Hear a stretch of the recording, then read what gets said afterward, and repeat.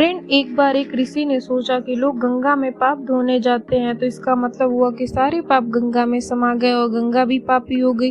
अब यह जानने के लिए तपस्या की पाप कहाँ जाता है। तपस्या करने के फलस्वरूप देवता प्रकट हुए। तो ऋषि ने पूछा कि भगवान, जो पाप गंगा में धोया जाता है वो पाप कहाँ जाता है। भगवान ने कहा कि चलो गंगा जी से ही पूछते हैं। दोनों गंगा जी के पास गए और कहा, हे गंगे, जो लोग आपके पास आते हैं वो पाप धोते हैं, इसका मतलब आप भी पापी हो गई। तो गंगा जी ने कहा, मैं क्यों पापी हुई, मैं तो सारे पापों को लेकर जाकर समुद्र को अर्पित कर देती हूँ।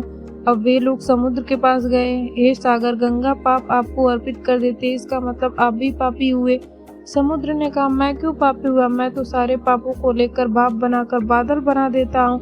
अब वे बादल के पास गए और कहा, हे बादलों, समुद्र जो पापी की भाप बनाकर बादल बना देते हैं, इसका मतलब आप भी पापी हुए। बादलों ने कहा, मैं क्यों पापी हुआ, मैं तो सारे पापों को वापस पानी में बहाकर धरती पर भेज देता हूँ, जिससे अन्न उपजता है, जिसे मानव खाता है। उस अन्न में जो अन्न जिन मानसिक स्थितियों में उगाया जाता है, जिस प्रवृत्ति से प्राप्त किया जाता है, जिस मानसिक अवस्था में खाया जाता है, उसी के अनुसार मानव की मानसिकता बनती है।